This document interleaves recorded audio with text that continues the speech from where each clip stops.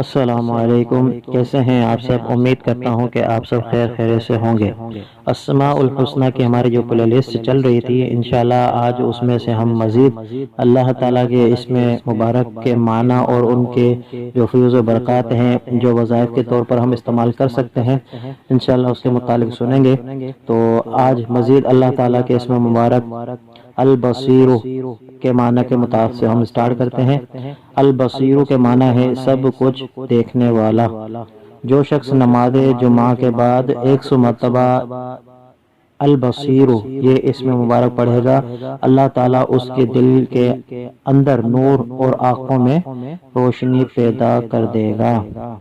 بعض اوقات ہمارے یہاں پہ شکایت ہوتی ہے کہ جو ہماری بینائی ہے، جو آنکھوں کی کمزوری ہے، وہ مختلف اعتبار سے ہو سکتی ہے۔ بعض اوقات اسٹوڈنٹ ایسے ہوتے ہیں جن کی آنکھوں کی جو بینائی ہے وہ کمزور ہوتی ہے، نظر کمزور ہوتی ہے، تو انہیں چاہیے کہ وہ اس وظیفے کو ضرور استعمال فرمائیں۔ اسی طرح اللہ تعالیٰ کا اسم مبارک ہے الحکم، جس کا معنی ہے حاکم مطلق۔ آخر شب یعنی تہجد کے وقت باوضو ہو کر 99 مرتبہ الحکم پڑھنے والے کا دل انشاءاللہ اللہ تعالیٰ مہر اسرار و انوار سے بھر دے گا۔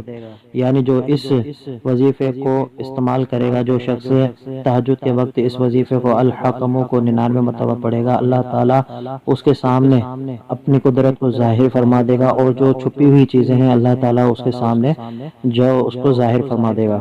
اسی طرح جو شخص جمعے کی رات کو یہ اسم اس قدر پڑھے کہ بے خود ہو جائے، الحکم یہی وظیفہ جمعے کی رات کو اس قدر پڑھنا ہے کہ وہ بے خود ہو جائے، تو اللہ تعالیٰ اس کے دل میں کشف و الہام کا مرکز بنا دے گا۔ یعنی وہی ہے کہ اس وظیفے کو کرنے والے کے دل میں اور اس کے سامنے اللہ تعالیٰ اپنی جو پوشیدہ مخلوق ہے اور پوشیدہ جو معاملات ہے وہ اللہ تعالیٰ اپنے حکم سے ظاہر فرما دے گا۔ اسی طرح اللہ تعالیٰ کا اسم مبارک ہے العدل، جس کا معنی ہے سر تپا انصاف والا۔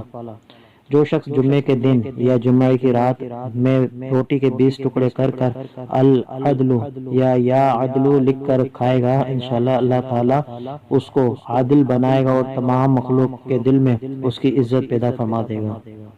اسی طرح اللہ تعالیٰ کا ایک اسم مبارک ہے اللطیف، جس کا معنی ہے سر تپا لطف و کرم والا۔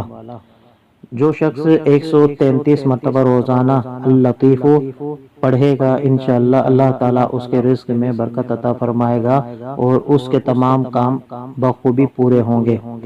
ہم تمام مسلمانوں کی تمام کی خواہش ہوتی ہے کہ اللہ تعالیٰ ہمارے تمام جو معاملات اس کو پوری طور پر بخوبی سر انجام ہو، اور اسی طرح ہمارے جو رزق میں برکت ہے وہ ہو جائے۔ وظیفے اللطیف کو ضرور ہمیں وظیفے کے طور پر پڑھنا چاہیے تاکہ ہمارے رزق میں بھی برکت ہو اور ہماری تمام کام جو بخوبی ہو سکے۔